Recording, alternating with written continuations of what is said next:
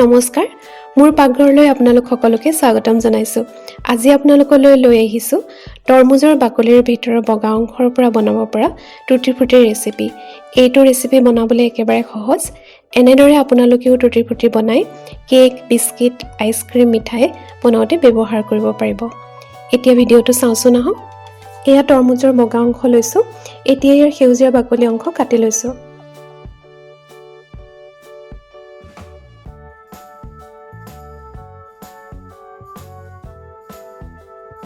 এতিয়া ইয়াত থকা গুলপীয়া অংশখিনিও এনেদৰে এৰুৱাই লৈছো।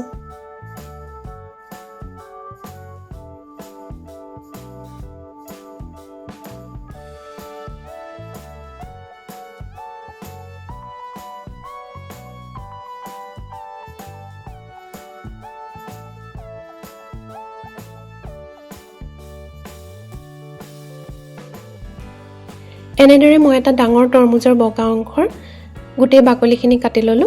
এতিয়া এইখিনি সৰু সৰুকে টুকুৰা কৰি লৈছো।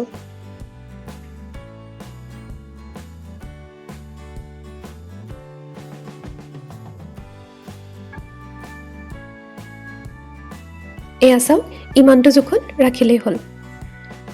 এনেদৰে গোটেইখিনি মই টুকুৰা কৰি ললো। এতিয়া এখন কেৰাহীত আধা লিটাৰ পানী লৈছো আৰু গেছৰ ফ্লেম মিডিয়াম ৰাখিছো। পানীখিনি গৰম হ'লত ইয়াত কাটি থোৱা তৰমুজৰ বগা অংশখিনি দি দিছো আৰু এইখিনি ঢাকি দি 15 মিনিটৰ কাৰণে সিজিব দিছো।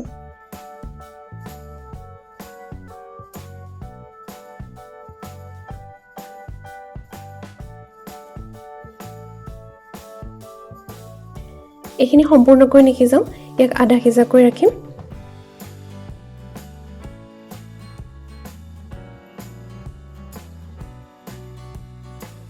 এয়া চাওক, আধা সিজিলে।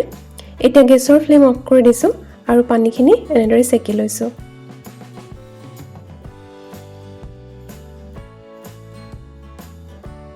এতিয়া এখন কেৰাহীত 1 কাপ চেনি আৰু আধা কাপতকৈ অকণমান বেছি পানী দিছো। গেছৰ ফ্লেম মিডিয়াম ৰাখিছো।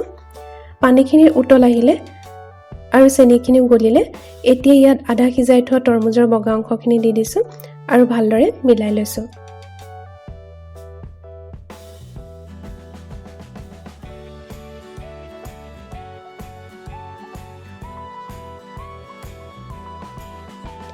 এতিয়া এইখিনি ঢাকি দি 10 মিনিটৰ কাৰণে মিডিয়াম ফ্লেমত থাকিব দিম।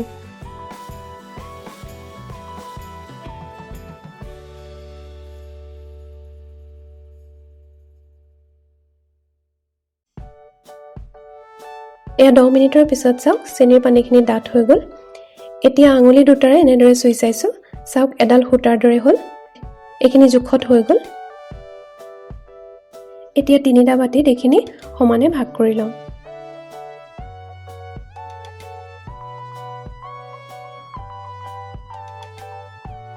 এয়া 3টা বাটিত ভাগ কৰি ললো। এতিয়া ইয়াত ফুড কালাৰ দিম। প্ৰথমতে কেশৰ য়েল্লো কালাৰ অকণমান দি দিছো আৰু ভালদৰে মিলাই লৈছো।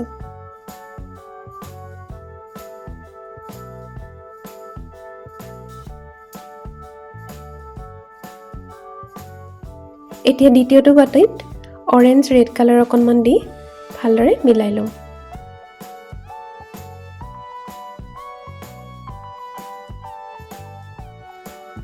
তৃতীয়টো বাটিত ছুপাৰ ৰেড লিকুইড কালাৰ দিছো।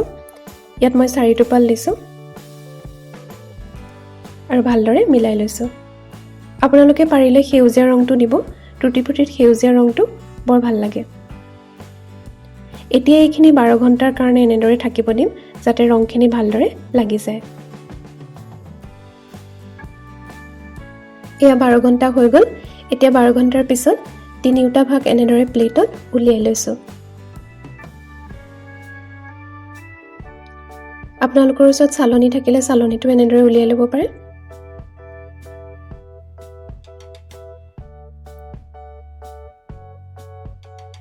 এয়া চাওক, ৰংগীটা কিমান ধুনীয়া লাগিছে নহয়নে?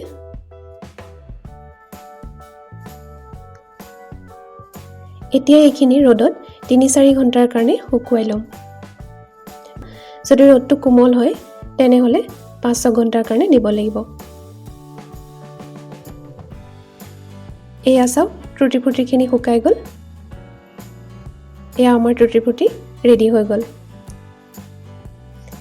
এইখিনি এতিয়া মই শুকান চফা বটলত ভৰাই থম এনেদৰে থলে 6 মাহ মানলৈকে ভাল হৈ থাকিব এনেদৰে আপোনালোকেও ঘৰতে টুটি ফ্ৰুটি খুব সহজে বনাব পাৰিব আৰু কেক বিস্কিট আইচক্ৰীম মিঠাই বনাওতে টুটি ফ্ৰুটি ব্যৱহাৰ কৰিব পাৰিব